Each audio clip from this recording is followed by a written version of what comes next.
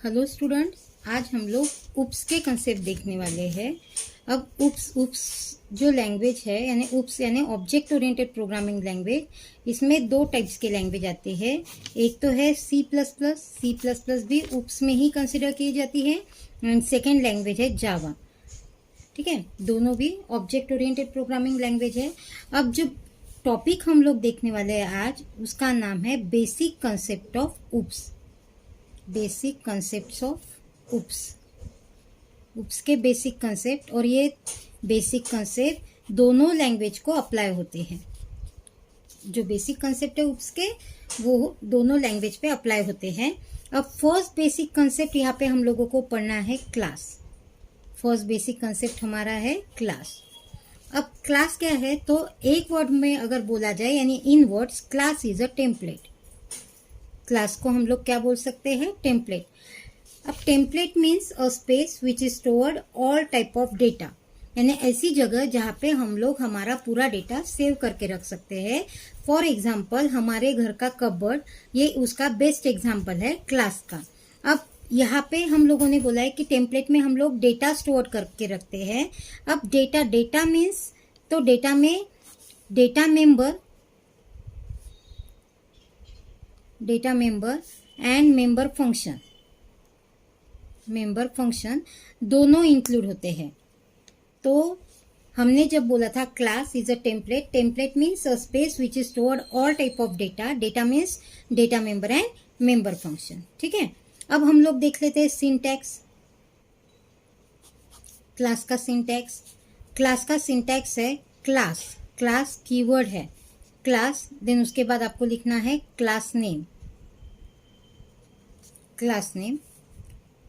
Opening brace. उसके बाद आप लोगों को लिखना है data member and member function. अब ये जो data member and member function है, ये अगेन हमारे 3 पार्ट में डिवाइड होते हैं। या तो हम इसको यानी 3 सेक्शन बोल सकते हैं हम लोग उसको। 3 सेक्शन में डिवाइड होते हैं। या तो हम लोग इसको पब्लिक भी डिक्लेयर कर सकते हैं, प्राइवेट भी डिक्लेयर कर सकते हैं एंड प्रोटेक्टेड भी। तो यहाँ पे हम लोग लिख लेते हैं प्राइवेट। यहाँ पे आप लोग आपके data member and member function declare कर दीजिए, data member and member function. ठीक है, अब यहाँ पे मैंने लिख लिया पब्लिक। अब यहाँ पे भी आप लोग आपके data member and member function लिख सकते हो। ठीक है, अभी यहाँ पे मैंने लिख दिया है प्रोटेक्टेड। अब इस सेक्शन में भी आप आपका data member and member function लिख सकते हो।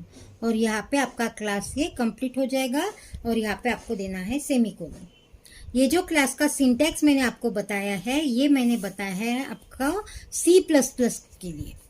यानी जावा अगर हम लोग देखते हैं तो जावा में क्लास का सिंटैक्स अलग आता है और C++ में क्लास का सिंटैक्स अलग आता है। तो मैंने आपको यहाँ पे अभी जो सिंटैक्स बताया है क्लास का, वो है हम यानी ये सिंटैक्स हम लोग C++ के प्रोग्राम के लिए रेफर कर सकते हैं।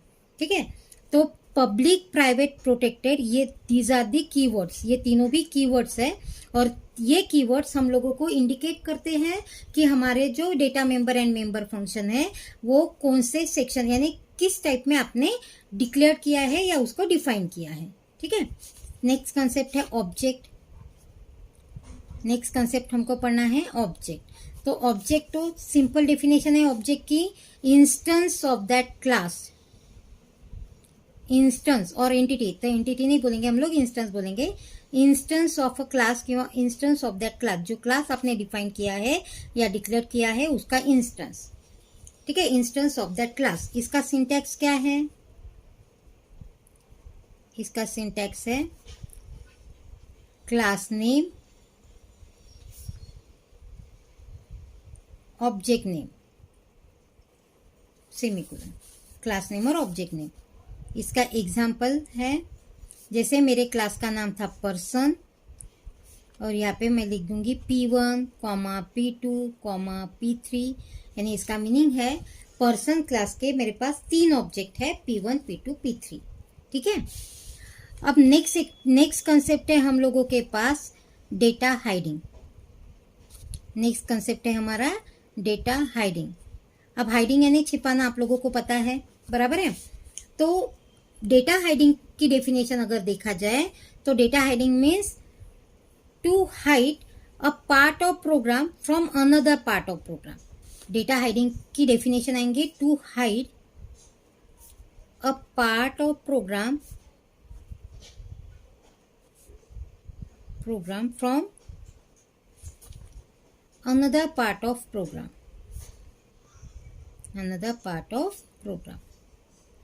यानी प्रोग्राम में का एक छोटा सा पार्ट हम लोग दूसरे पार्ट से उसको हाइड करेंगे, इसको हम लोग बोल सकते हैं डेटा हाइडिंग। अब क्या है डेटा हाइडिंग में, जैसे फॉर एग्जांपल अगर जैसे मैंने आपको क्लास बताया था, यहाँ पे मैंने आपको बताया था कि जो data member and member function है हमारे, ये 3 सेक्शन में डिवाइड होते हैं। लेकिन अगर मैंने सपोज कंसिडर करो कि यहाँ पे पब्लिक प्राइवेट प्रोटेक्टेड तीनों सेक्शन मैंने डिफाइन नहीं किए हैं, तो बाय डिफॉल्ट मेरे जो data member and member functions है वो हमारे स्टोर हो जाएंगे प्राइवेट सेक्शन में। यानी मैं एक बार फिर से रिपीट करती हूँ, अगर मैं पब्लिक प्राइवेट प्रोटेक्टेड ये तीनों सेक्शन डिक्लेयर नहीं करती हूँ क्लास डिक्लेयर करते समय, तो बाय डिफॉल्ट मेरे जो data member and member function है वो प्राइवेट सेक्शन में रहते हैं। ठीक है, तो अभी यहाँ पे वही कंसेप्ट है डेटा हाइडिंग कि बाय डिफॉल्ट मेरे जो data member and member function है वो कौन से पार्ट में है, प्राइवेट। यानी in OOPS by default data member and member function are stored in private section, so data hiding concept is possible। यहाँ पे डेटा हाइडिंग कंसेप्ट आपका पॉसिबल हो जाएगा क्योंकि बाय डिफॉल्ट आपके data member and member function private section में है। ठीक है, अब नेक्स्ट है डेटा एनकैप्सुलेशन, डेटा एनकैप्सुलेशन। ठीक है, नेक्स्ट हमारा कंसेप्ट है डेटा एनकैप्सुलेशन। यहाँ पे आपको कैप्सूल वर्ड ध्यान में रखना है, कैप्सूल। ठीक है, अब कैप्सूल हम लोगों को पता है, अगर उसको आपने ओपन करके देखा होगा तो वह उसमें या तो पाउडर रहती है या छोटे छोटे पाउडर के ऐसे बबल्स रहते हैं। ठीक है, तो यानी इसका मीनिंग है कि वो पाउडर स्टोर करने के लिए उन्होंने क्या किया है, एक कंटेनर का यूज किया है। यानी जो हमारी कैप्सूल है उसको हम लोग कंटेनर बोलेंगे, तो पाउडर स्टोर करने के लिए उन्होंने कंटेनर का यूज किया है। उसी टाइप से हम यहाँ पे डेफिनेशन बोलते समय बोलेंगे wrapping of data, wrapping of data in a single unit, wrapping of data in a single unit, in a single unit is known as data encapsulation, encapsulation। ठीक है, यानी हम लोग हमारा डेटा एक सिंगल यूनिट में स्टोर करके रखते हैं या व्रैप करके रखते हैं, तो उसको हम लोग डेटा एनकैप्सुलेशन बोल सकते हैं। ठीक है, ये हो गया आपका डेटा एनकैप्सुलेशन। नेक्स्ट कंसेप्ट है हम लोगों के पास data abstraction, data abstraction. Data abstraction, data abstraction यानी accessing of data, accessing of data to outside the class, outside the class, outside the class अगर हम लोग डेटा एक्सेस करते हैं तो is known as, इसको हम लोग is known as, इसको हम लोग डेटा एब्स्ट्रैक्शन बोल सकते हैं, डेटा एब्स्ट्रैक्शन, डेटा एब्स्ट्रैक्शन। ठीक है, अब हम लोगों को पता है कि बाय डिफॉल्ट हमारा जो डेटा है वो डेटा प्राइवेट सेक्शन में स्टोर होता है, बराबर है। अगर मैंने मेरा पूरा डेटा, क्लास का पूरा डेटा प्राइवेट सेक्शन में ले लिया तो उसको हम लोग आउटसाइड दी क्लास कॉल नहीं कर सकते, बराबर है। तो फिर प्राइवेट सेक्शन में लेने का मतलब ही क्या है, अगर आपका डेटा आप लोग क्लास के बाहर एक्सेस नहीं कर सकते तो प्राइवेट सेक्शन में लेके उसका फायदा ही नहीं है। तो ऐसे वक्त हम लोग क्या करते हैं कि हमारे क्लास में एटलीस्ट एक तो भी पब्लिक मेंबर फंक्शन हम लोग लेंगे जिसके थ्रू, जिस यानी वो पब्लिक मेंबर फंक्शन के थ्रू हम हमारा data outside the class access कर सकते हैं। समझ में आया क्या बोला मैंने, कि मेरा डेटा बाय डिफॉल्ट क्लास में मेरे जो data member and member function है वो बाय डिफॉल्ट प्राइवेट सेक्शन में होते हैं। तो प्राइवेट सेक्शन में अगर मेरा डेटा रहता है तो आउटसाइड द क्लास वो डायरेक्टली एक्सेस नहीं होता, बराबर है। तो ऐसे वक्त मुझे at least one public member function मेरे क्लास में इंक्लूड करना जरूरी है। By using this public member function we can access our data outside the class. ठीक है, ये हो गया आपका डेटा एब्स्ट्रैक्शन का कंसेप्ट।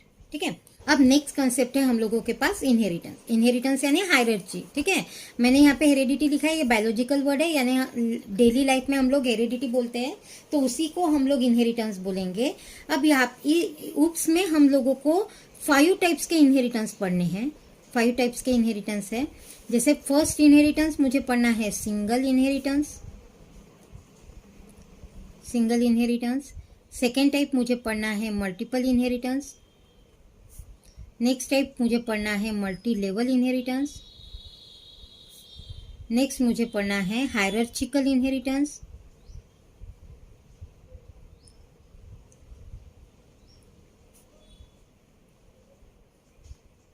हायरार्चिकल इनहेरिटेंस एंड लास्ट मुझे पढ़ना है हाइब्रिड इनहेरिटेंस। ठीक है, हायरार्चिकल एंड हाइब्रिड इनहेरिटेंस। तो ये हो गया आपका इनहेरिटेंस का कंसेप्ट। अब नेक्स्ट कंसेप्ट है आपके पास पॉलीमॉर्फिज्म। नेक्स्ट कंसेप्ट हम लोगों के पास है पॉलीमॉर्फिज्म। ठीक है, अब पॉलीमॉर्फिज्म में क्या है, तो पॉलीमॉर्फिज्म यहाँ पे 2 वर्ड्स है, पॉली एंड मॉर्फिज्म, यहाँ पे 2 वर्ड्स है। तो पॉलीमॉर्फिज्म यहाँ पे 2 ग्रीक वर्ड्स हम लोगों ने कंबाइन किए हैं, 2 Greek words, combine 2 Greek words, poly and morphism, poly and morphism। ठीक है, poly means many and morphism means forms। poly means many, morphism means forms, that means one thing and different purposes is known as a polymorphism। Polymorphism को हम लोग उसकी definition क्या बोल सकते हैं, one thing and different purposes, यानी concept या चीज तो एक ही है, लेकिन उसका जो पर्पज है, यूज करने का जो पर्पज है, वो हम लोग उसको अलग अलग वे से यूज कर सकते हैं। ठीक है, तो इसको यहाँ पे हमने बोला है polymorphism, that means one thing and different purposes. अब यहाँ पे हम लोगों को पॉलीमॉर्फिज्म में हम लोगों को 2 टाइप के पॉलीमॉर्फिज्म पढ़ने हैं, 2 types of polymorphism, 2 types of polymorphism. यहाँ पे एक पूरा यूनिट ही पढ़ना है हमको पॉलीमॉर्फिज्म का। तो यहाँ पे है फर्स्ट पॉलीमॉर्फिज्म है कंपाइल टाइम पॉलीमॉर्फिज्म और सेकेंड है रन टाइम पॉलीमॉर्फिज्म। ठीक है, compile time polymorphism and run time polymorphism. ठीक है, अब नेक्स्ट है डायनेमिक बाइंडिंग। नेक्स्ट कंसेप्ट है हम लोगों के पास डायनेमिक बाइंडिंग। अब डायनेमिक बाइंडिंग यानी क्या होता है, dynamic binding that means to allocate memory, to allocate memory at the runtime, to allocate memory at the runtime। यानी प्रोग्राम रन करते समय अगर हम लोग मेमोरी एलोकेट करते हैं तो उसको हम लोग बोलते हैं dynamic binding, that means to allocate memory at the run time. ठीक है, और लास्ट कंसेप्ट है हम लोगों के पास message passing, message passing, message passing. अब मैसेज पासिंग वर्ड से ही हम लोगों को ध्यान में आ रहा कि टू पास द मैसेज, यानी मैसेज अगर आप लोग पास करते हो तो उसको आप लोग बोलेंगे मैसेज पासिंग। ठीक है, तो ये हो गया हमारा टॉपिक बेसिक कंसेप्ट ऑफ उप्स। यही बेसिक कंसेप्ट हम लोग जावा पे भी अप्लाई कर सकते हैं और यही बेसिक कंसेप्ट हम लोग उप्स पे भी अप्लाई कर सकते हैं। प्रोग्राम लिखने का तरीका लेकिन अलग है दोनों लैंग्वेज में। उप्स में प्रोग्राम लिखने का तरीका अलग है और जावा का भी प्रोग्राम लिखने का तरीका अलग है। ठीक है, तो ये बेसिक कंसेप्ट आपके ध्यान में आ चुके होंगे।